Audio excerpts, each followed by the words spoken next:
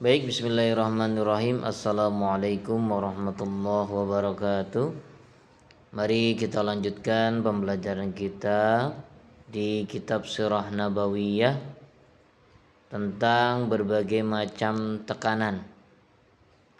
Orang-orang musyrik menerapkan cara-cara yang disebutkan di atas sedikit demi sedikit untuk menghentikan dakwah setelah disebarkan secara terang-terangan sejak permulaan tahun keempat dari nubuwah. Mereka bertahan dengan cara-cara tersebut selama beberapa bulan. Setelah itu tidak berani beralih ke cara penekanan dan penyiksaan. Tetapi tatkala mereka tahu bahwa cara ini sama sekali tidak efektif dalam menghentikan dakwah Islam, mereka kembali berkumpul dan bahkan membentuk sebuah panitia khusus yang beranggotakan 25 orang yang terdiri dari pemuka Quraisy dipimpin Abu Lahab paman Rasulullah sallallahu alaihi wasallam. Setelah bermusyawarah dan beradu argumentasi, panitia membuat keputusan bulat untuk menghadapi Rasulullah sallallahu alaihi wasallam dan para sahabat-sahabat beliau. Mereka tidak akan mengendorkan usaha dalam memerangi Islam, mengganggu beliau, menyiksa orang-orang yang masuk Islam dan menghadangnya dengan berbagai siasat dan cara. Mereka mengambil keputusan ini dan sangat antusias melaksanakannya.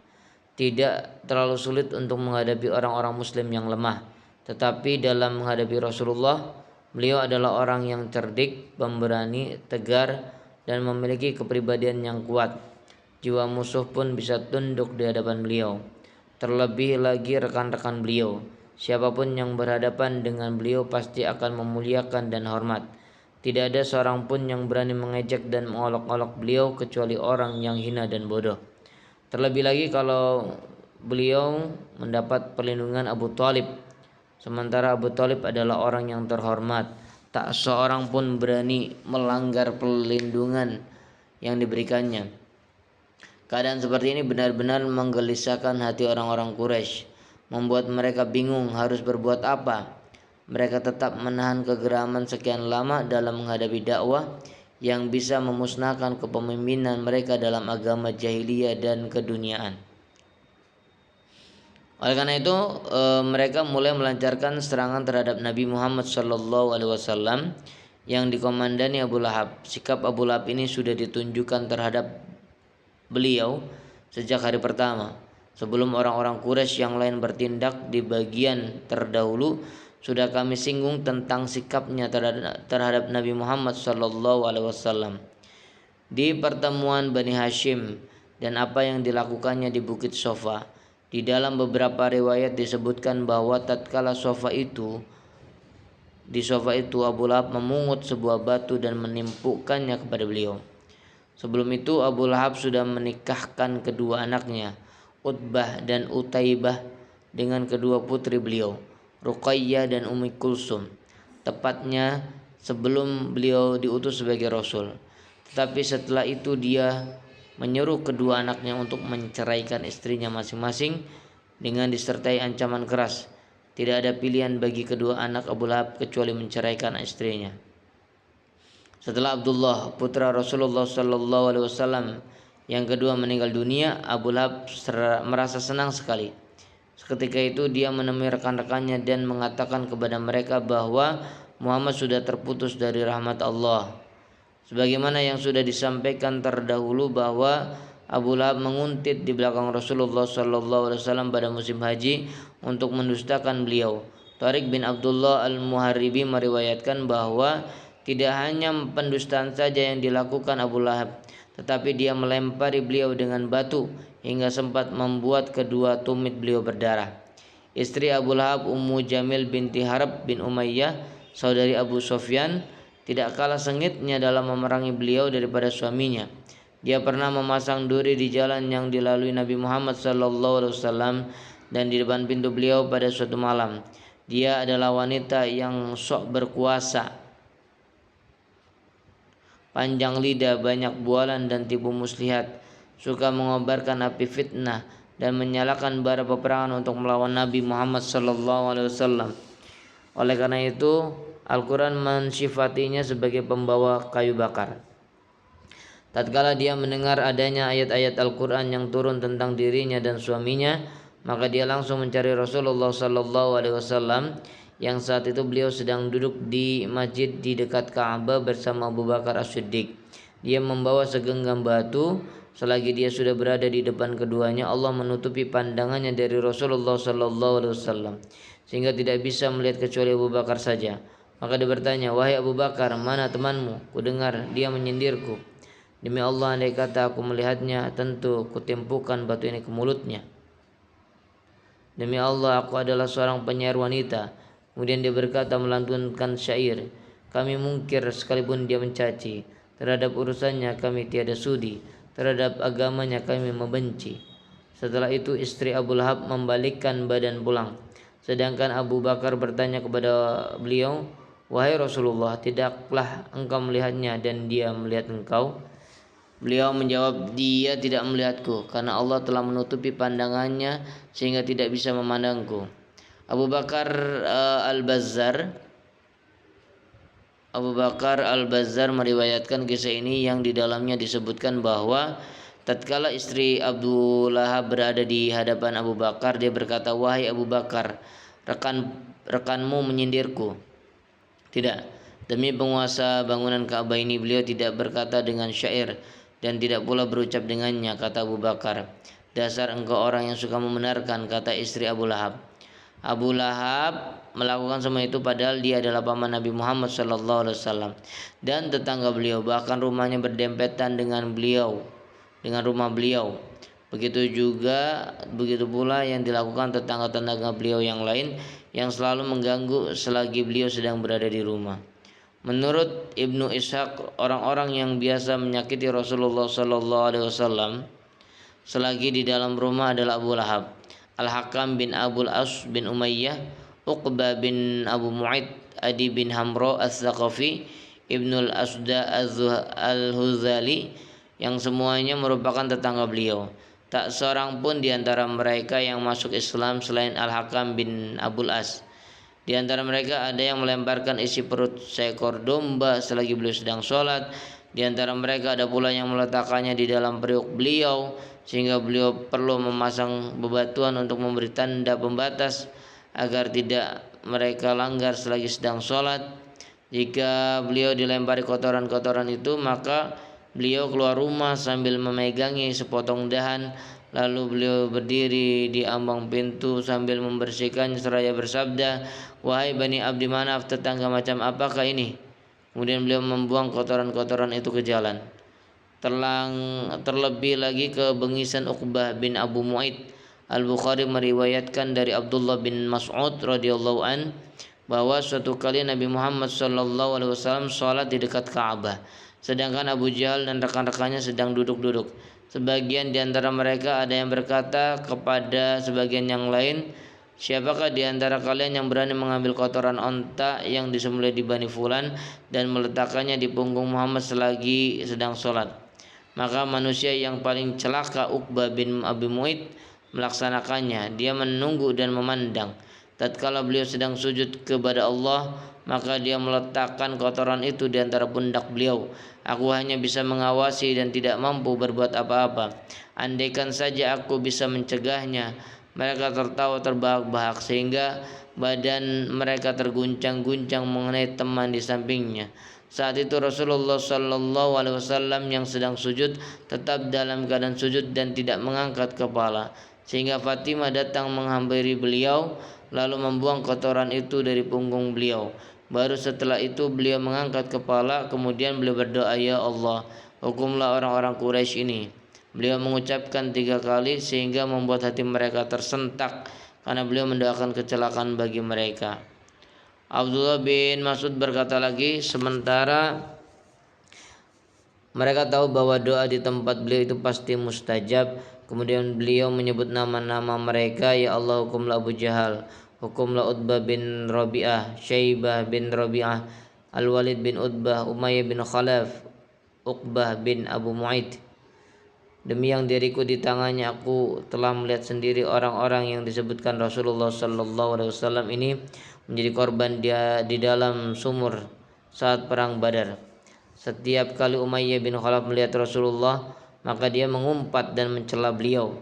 Tentang dirinya turun surat Al-Humazah. Menurut Ibnu Hisham, Humazah artinya orang yang mencela orang lain secara belak-belakan dengan memelototkan mata dan mencemooh. Sedangkan Lumazah artinya mencela orang lain secara sembunyi-sembunyi atau mengganggunya. Saudara Umayyah bin Khalaf, Ubay bin Khalaf, tak jauh berbeda dengan Uqbah bin Abu Mu'id. Suatu kali Uqbah mengintip di dekat Nabi Muhammad SAW dan mendengarkan bacaan Al-Quran dari beliau. Tatkala tindakannya ini didengar dan diketahui Ubay, maka Ubay langsung menyindir dan mengejaknya. Lalu dia meminta agar Uqbah meludahi wajah beliau. Ternyata Uqbah benar-benar melakukan anjuran itu. Ubay bin Khalaf sendiri menemukan tulang belulang Ubay bin Khalaf sendiri meremukan tulang belulang hingga hancur, lalu menaburkannya menurut arah mata angin yang berhembus ke arah beliau. Al-Akhnas bin Syarik As-Saqafi termasuk orang yang menyakiti Rasulullah SAW. Al-Quran memberinya 9 sifat yang menunjukkan keadaan dirinya, yaitu dalam firman Allah, وَلَا تُطِعْ كُلَّ حَلَّافٍ مَهِينٍ هَمَّازٍ مَشَّاءٍ بِنَمِيمٍ مَنَّاعٍ لِلْخَيْرِ مُعْتَدٍ أَثِيمٍ عُتُلٍّ بَعْدَ ذَلِكَ زَنِيمٍ. Dan janganlah kamu ikuti setiap orang yang banyak bersumpah lagi hina, yang banyak mencela, yang kian kemari menghambur fitnah, yang banyak menghalangi perbuatan baik, yang melampaui batas, lagi banyak dosa, yang kaku, kasar. Selain dari itu yang terkenal kejahatannya. Al-Qalam 10-13. Kadang-kadang Abu Jahal mendekati Nabi Muhammad SAW untuk mendengarkan bacaan Al-Quran, kemudian beranjak pergi. Namun tiada juga dia beriman dan tunduk, tidak mau mengambil pelajaran dan tidak takut. Dia mengganggu beliau dengan kata-kata, menghalangi orang-orang dari jalan Allah, kemudian beranjak pergi sambil menyombongkan tindakannya sendiri dan bangga karena telah berbuat jahat, seakan-akan dia telah berbuat sesuatu yang layak untuk diingat. Turun ayat tentang dirinya, fala saddaqa wala shalla walakin kadzdzaba wa tawalla thumma dhahaba ila ahli yatamatta aula laka fa aula thumma aula laka fa aula. Dan ia tidak mau membenarkan Rasul dan Al-Quran dan tidak mau mengerjakan salat, tetapi ia mendustakan Rasul dan berpaling dari kebenaran. Kemudian ia pergi kepada ahlinya dengan berlagak sombong. Kecelakaanlah bagimu hai orang kafir, dan kecelakaanlah bagimu, kemudian kecelakaanlah bagimu hai orang kafir, dan kecelakaanlah bagimu. Al-Qiyamah 31-35. Abu Jahal selalu menghalangi Rasulullah SAW semenjak pertama kali dia melihat beliau sholat di Masjidil Haram. Suatu kali dia melihat beliau sholat di dekat maqam Ibrahim. Maka dia berkata, wahai Muhammad, bukankah aku sudah melarangmu melakukan hal itu? Beliau mengancam Abu Jahal, memberikan peringatan dan menghardiknya. Wahai Muhammad, dengan apa engkau mengancamku? Demi Allah, aku lebih banyak memiliki golongan di tempat ini. Lalu Allah menurunkan ayat, falyad'u nadiyah, maka biarkanlah dia memanggil golongannya untuk menolongnya. Al-Alaq ayat 17. Dalam suatu riwayat disebutkan bahwa Nabi Muhammad SAW memegang kerah baju Abu Jahal dan mengguncang-guncang seraya bersabda membacakan ayat, kemudian kecelakaan bagimu dan kecelakaan bagimu. Musuh Allah itu berkata, apakah engkau mengancamku wahai Muhammad? Demi Allah, engkau tidak akan sanggup berbuat sesuatu.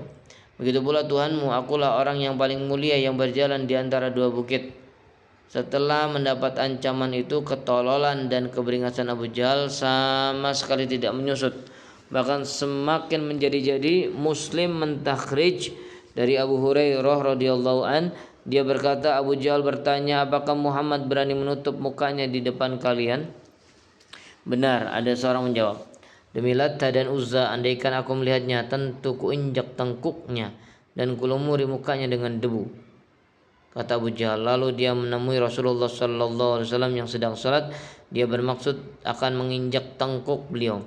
Namun tatkala tiba-tiba beberapa orang muncul, dia justru mundur ke belakang beberapa langkah dan meremas-remas tangannya.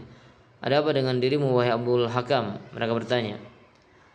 Antara dia dan diriku seperti ada parit dari api dan mereka itu merupakan sayapnya, jawabnya.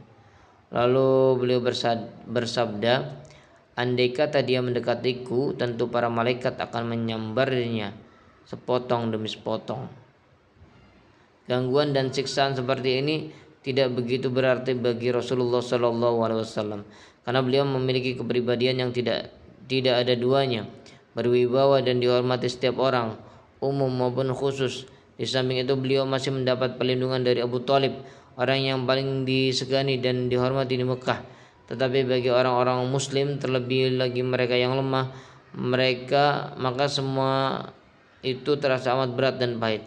Pada saat yang sama, setiap kabilah pasti menyiksa siapapun yang condong kepada Islam dengan berbagai macam siksaan. Sedangkan orang-orang yang tidak memiliki kabilah, maka mereka diserahkan kepada para pemuka kaum untuk mendapatkan berbagai macam tekanan yang bila diceritakan secara detail tentu akan memiriskan hati. Selagi Abu Jahal mendengar seseorang masuk Islam, maka dia memperingatkan, menakut-nakuti, menjanjikan sejumlah uang dan kedudukan jika orang tersebut dari kalangan orang yang terpandang. Namun dia akan melancarkan pukulan dan siksaan jika orang yang masuk Islam dari kalangan orang awam dan lemah. Paman Utsman bin Affan pernah diselubungi tikar dari daun korma, lalu diasapi dari bawahnya. Tatkala ibu Mus'ab bin Umair tahu anaknya masuk Islam, maka dia tidak diberi makan dan diusir dari rumah, padahal dia biasa hidup enak sehingga kulitnya mengelupas seperti ular yang berganti kulit. Bilal yang saat itu menjadi budak Umayyah bin Khalaf pernah dikalungi tali di lehernya, lalu dia diserahkan kepada anak-anak kecil untuk dibawa berlari-lari di sebuah bukit Mekah, sehingga lehernya membilur karena bekas jeratan tali itu. Karena memang Umayyah mengikat tali itu kencang-kencang dan masih ditambah lagi dengan pukulan tongkat. Setelah itu dia disuruh duduk dan di bawah terik matahari dan dibiarkan kelaparan. Penyiksaan paling keras yang dialaminya, suatu hari dia dibawa keluar selagi matahari tepat di tengah ufuk, lalu dia ditelentangkan di atas padang pasir Mekah. Umayyah meminta sebuah batu yang besar lalu diletakkan di atas dada Bilal seraya berkata, tidak, demi Allah, kamu tetap seperti ini hingga kamu mati dan mengingkari Muhammad serta menyembah Lata dan Uzza. Beliau hanya mampu berucap ahad, ahad. Suatu hari Abu Bakar lewat selagi orang-orang Quraisy berbuat seperti itu terhadap Bilal, lalu Abu Bakar membeli Bilal dengan seorang pemuda berkulit hitam. Ada yang berpendapat Abu Bakar membelinya dengan 7 uqiyah atau 5 keping perak lalu memerdekakannya. Ammar bin Yasir radhiyallahu an, budak Bani Makhzum, masuk Islam bersama ibu dan bapaknya. Orang-orang musyrik yang dipimpin Abu Jahal menyeret mereka ke tengah padang pasir yang panas membara lalu menyiksa mereka. Nabi Muhammad SAW lewat selagi mereka disiksa. Beliau bersabda, sabarlah wahai keluarga Yasir, sesungguhnya tempat yang sudah dijanjikan bagi kalian adalah surga. Yasir meninggal dunia dalam penyiksaan itu dan ibu Ammar, Sumayyah, ditikam Abu Jahal dengan menggunakan tombak sehingga meninggal dunia. Dialah wanita pertama yang mati syahid dalam Islam. Sedangkan Ammar yang masih hidup harus menghadapi penyiksaan yang lebih menyakitkan lagi. Sebuah batu yang panas diletakkan di dadanya dan sebagian tubuhnya yang lain dibenamkan ke dalam pasir yang panas membara.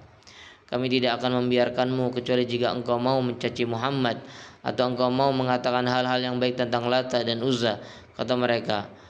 Dengan terpaksa Ammar memenuhi permintaan mereka itu hingga dilepaskan. Setelah itu dia menemui Nabi Muhammad SAW sambil menangis dan meminta ampun. Lalu turun ayat tentang dirinya.